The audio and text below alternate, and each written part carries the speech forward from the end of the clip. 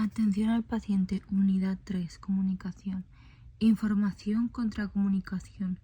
Información. En una información no existe interacción, no hay respuesta del destinatario, es unidireccional.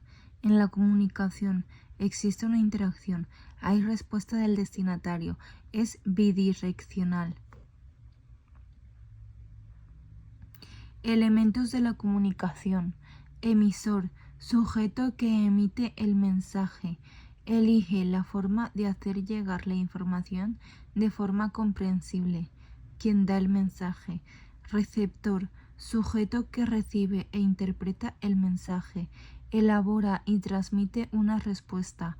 Contexto, entorno adecuado donde tiene lugar la comunicación. Feedback, información que el receptor genera de vuelta. Retroalimentación, es entre los dos.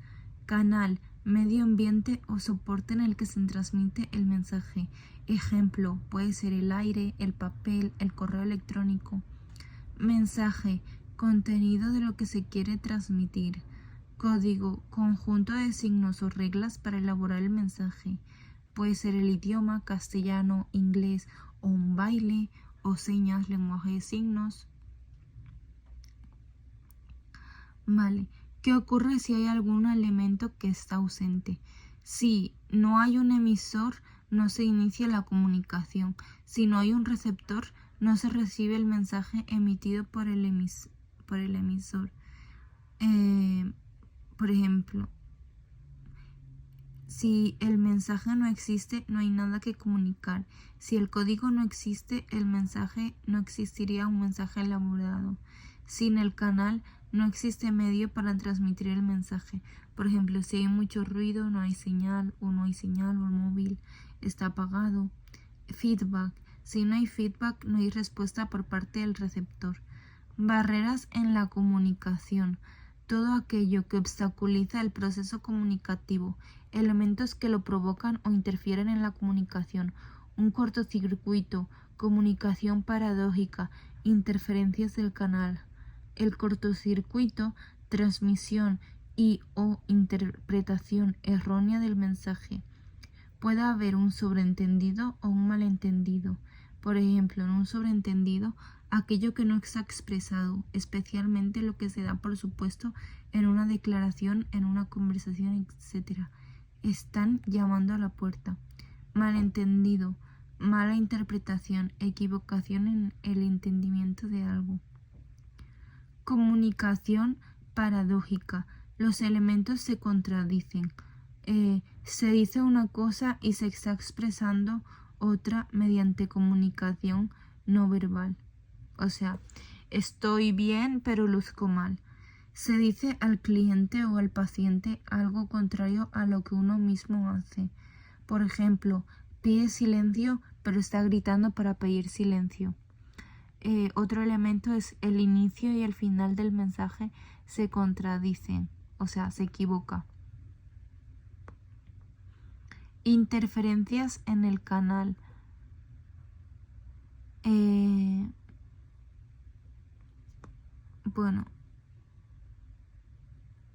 Interferencias en el canal. Interpretación errónea de la información debido a vivencias o experiencias previas.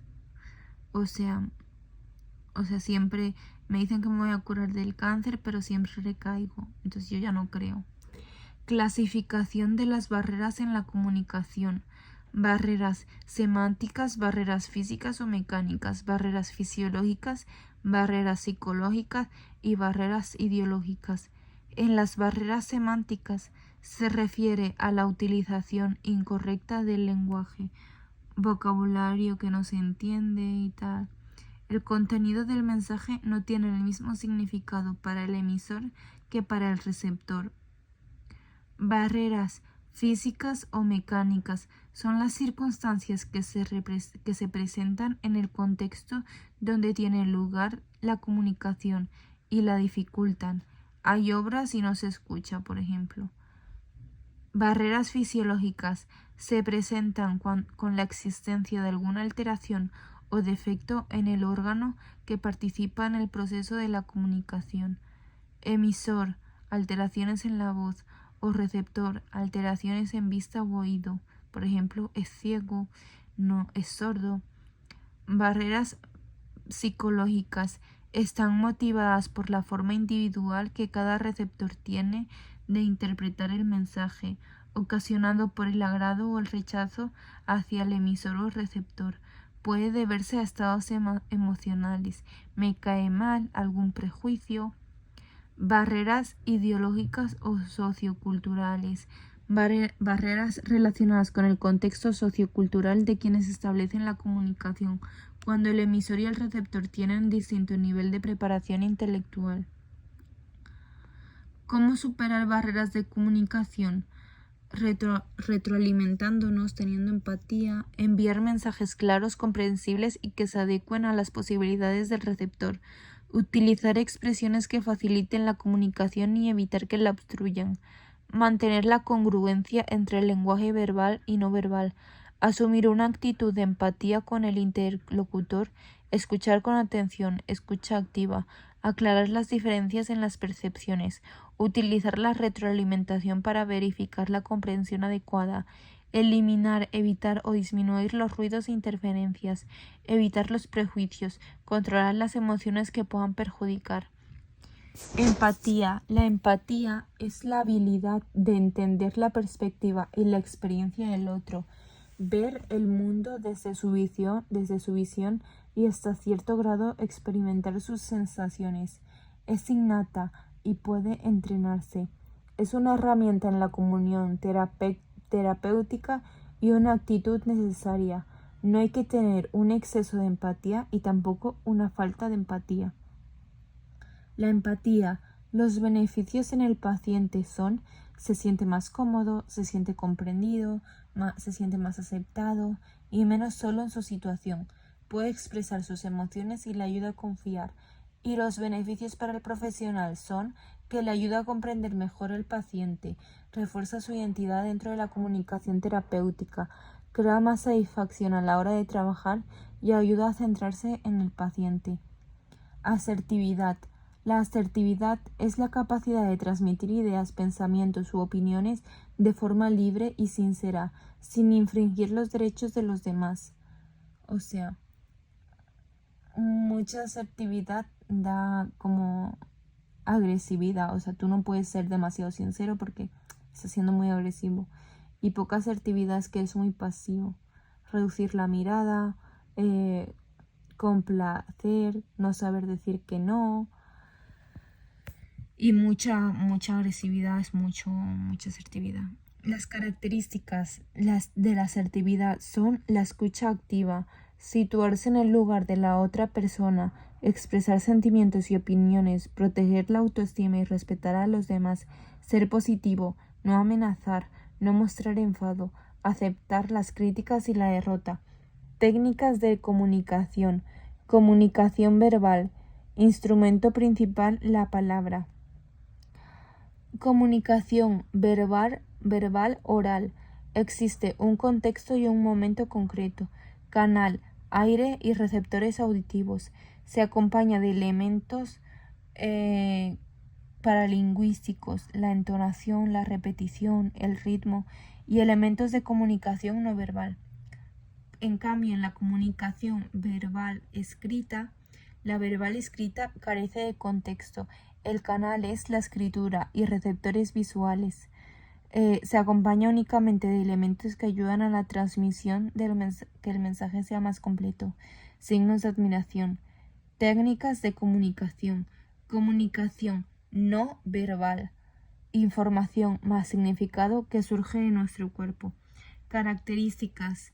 Proporciona información acerca de la forma en la que el mensaje verbal será interpretado. O sea, ¿qué nos aporta?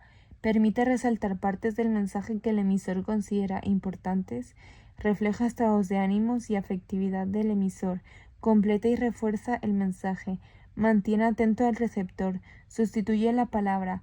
Comunicación no verbal. Elementos. La comunicación no verbal se divide en 3 elementos. La kinésica. La kinésica es el estudio de los movimientos corporales o gestos que realizamos al comunicarnos. postura corporal, gestos, sonrisa, mirada, expresión facial. Proxemia. La proxemia es el estudio del uso que hacemos del espacio cuando nos comunicamos. Paralenguaje. Estudio de las características no verbales de la voz, repeticiones, silencio, intensidad, ritmo. Etapas de la comunicación terapéutica. 1. Acogida. Es el primer nivel comunicativo. Es importante la cordialidad. 2. Exploratoria. Importante. Exploratoria recoge la información a través de la entrevista y la exploración física. Muy importante la comunicación no verbal. Preguntas abiertas y esperar el feedback. Crear entorno apropiado para que el paciente se exprese y se debe recoger el dolor y la ansiedad del paciente. 3. Informativa. Se da la información sobre la exploración o el tratamiento, adaptar el lenguaje según la edad, nivel cultural, comprensión y evitar tecnicismos. Mensajes cortos destacando lo más importante sin carga emocional. Finalización. Se realiza un resumen de la etapa anterior y se finaliza la comunicación. ¿Cómo actuar en situaciones especiales? Atención a personas agresivas y alteradas. La agresividad puede aparecer en el enfermo porque siente que no ha sido tratado con respeto y empatía por profesionales. Hay que tratarles de forma asertiva para disminuir el grado de agresividad. Demostrar seguridad y firmeza, pero nunca ponerse a la altura de una persona agresiva. Demostrar a la persona que entiendes el motivo del enfado. Escuchar activamente. No amenazar. Verificar la información. Intentar encontrar soluciones. Vale. ¿Qué hacer ante una agresión? Si hay una agresión física o verbal, si hay resolución del conflicto, ¿no? Comunicación al mando, intermedio, bueno. ¿Qué hacer?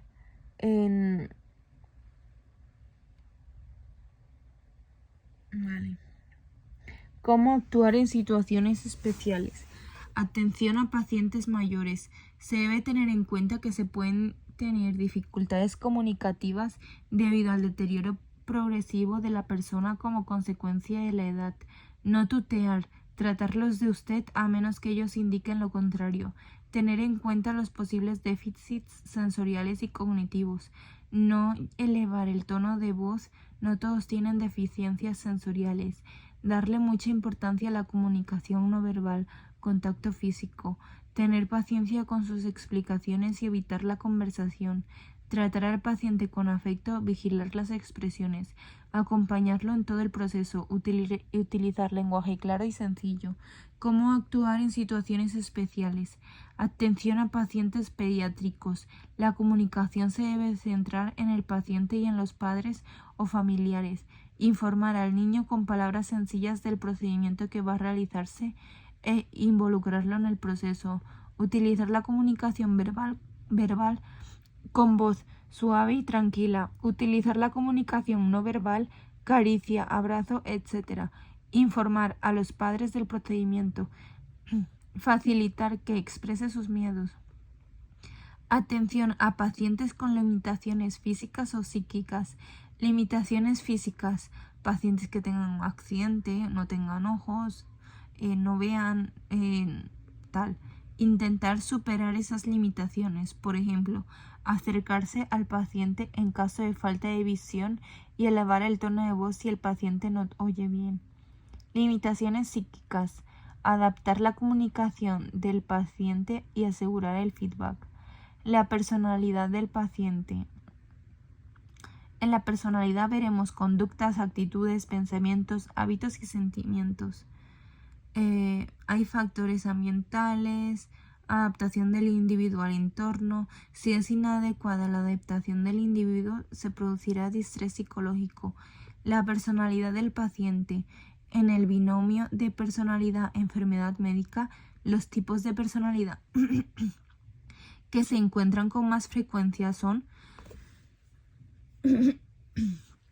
personalidad de dependencia, subordinación de un individuo a otros, a una cosa o a un estado. Personalidad obsesivo-compulsiva, rigidez del carácter basado en el orden, puntualidad, detalle, pulcritud, limpieza, aplicación de reglamentos y normas. Personalidad depresiva, profunda tristeza persistente, disminución o pérdida de placer, sentimientos de inutilidad y culpa, enlentecimiento. Personalidad narcisista, se considera un ser especial, superior y perfecto. Personalidad esquizoide, tendencia al aislamiento, bajo rendimiento, lenguaje empobrecido, ideas extravagantes y alteraciones de la sensopercepción. Personalidad paranoica, desconfiado y suspicaz hacia los otros, interpretaciones de forma maliciosa. Personalidad antisocial, desprecio y violación de los derechos de los demás, utiliza el engaño y la manipulación. La personalidad del paciente puede ser estas. La personalidad del paciente, los periodos de crisis más importantes se dan en el diagnóstico, donde confirman la gravedad del diagnóstico, tratamiento, realización de estrategias de curación, en la remisión, fase siguiente a la finalización del tratamiento y superada la enfermedad, recidiva, aparición de nuevo de la enfermedad. Cuidados paliativos. La enfermedad está muy avanzada, va a morir. Supervivencia. Propósito de olvidar la enfermedad y negación de hablar de ella. Psicología del paciente crónico. Una enfermedad crónica. Los síntomas se prolongan a largo plazo, como 3 meses, perjudicando la capacidad de la persona para poder seguir con sus actividades significativas y rutinarias normales, lo que puede ocasionar un estrés. Y el factor de riesgo de este son cardiopatías, cáncer, accidentes cerebrovasculares. El estrés puede provocar distrés, sensación subjetiva de malestar emocional ante el estrés, emociones negativas, ansiedad, miedo, desesperanza y depresión, respuestas cognitivas, preocupación, negación, bloqueos, etc. Respuestas conductuales o motoras. Mecanismos de defensa ante la enfermedad permiten disminuir la angustia y adaptarse a la enfermedad. Desplazamiento. El sentimiento conectado a una persona o un hecho es separado y se une a otra persona o hecho. Disociación. El inconsciente hace olvidar hechos o pensamientos dolorosos para el paciente. Formación reactiva. Cuando se prevé un pensamiento doloroso, este es sustituido en el acto por otro que sea placentero para el individuo. Negación. El paciente se olvida de hechos reales como si no existieran. Proyección. Sentimientos o ideas dolorosas se proyectan hacia otras personas. Racionalización. Sustitución de una razón inaceptable pero real por otra aceptable. Aislamiento. La separación del recuerdo y de los sentimientos. Regresión. El retorno a un funcionamiento mental del nivel anterior, más infantil. Relación de ayuda. Counseling. Consigue que la comunicación sea más eficaz, ayuda a la toma de decisiones y a la búsqueda de posibles nuevas opciones. Habilidades de comunicación, empatía, aceptación incondicional, veracidad terapéutica. Soporte emocional. Se da al paciente para poder afrontar el estrés y manejar adecuadamente los procesos de solución de problemas. Modelo de solución de problemas. Consiste en encontrar una conducta adecuada para resolver una situación problemática. Autocontrol. La habilidad de controlar las propias emociones, personalidad, autoestima, relaciones interpersonales. Burnout. Herbert Freudenberger, 1974. No es estrés, es la reacción ante el estrés. Significa quemado y estrés vinculado a la sobrecarga del trabajo. El burnout es el agotamiento emocional, reducción de los recursos emocionales disponibles y percepción de que no se tiene nada que ofrecer al resto. Despersonalización, actitudes negativas y la progresiva insensibilidad mostrada hacia los pacientes. Carencia de logros o disminución del rendimiento laboral, aumento de una percepción negativa en torno a las posibilidades de llevar a cabo el trabajo. El síndrome del burnout, del quemado, resultaría de un ambiente opuesto de trabajo con carencias donde además de las demandas del propio trabajo serían demasiado elevadas al tiempo o las herramientas estrategias del trabajador insuficientes. El burnout no es estrés psicológico, sino la respuesta completa que se genera frente a las fuentes de estrés crónico a las cuales se encuentra sometido el trabajador. Las consecuencias para la salud son problemas musculoesqueléticos, enfermedades cardiovasculares, problemas gastrointestinales o respiratorios, mortalidad 45 años, depresión e insomnio, absentismo laboral. Características: elevadas tasas de suicidio, mujeres de 20 a 60% más posibilidades, cualquier edad, número de hijos menores de 21 años, fuentes provocadoras, ambigüedad del rol y sobrecarga, falta de recursos, escasa cohesión del grupo, relaciones interpersonales con los pacientes, estrés organizacional. Consecuencias: riesgo de errores médicos y malas prácticas, reducción de productividad, abandono de la práctica médica sanitaria, consumo de sustancias, accidentes de tráfico y suicidio. El estrés crónico ocupacional da lugar a la autoculpabilización, sentimiento de inadecuación personal, sentimiento de inadecuación profesional y sentimiento de incompetencia, pérdida de autoestima, disminución del rendimiento y agotación emocional. El estrés crónico ocupacional da lugar a la culpabilidad del paciente, insensibilidad hacia los pacientes, fracaso en la atención, fracaso en la relación, percepción negativa del paciente, despersonalización del trato.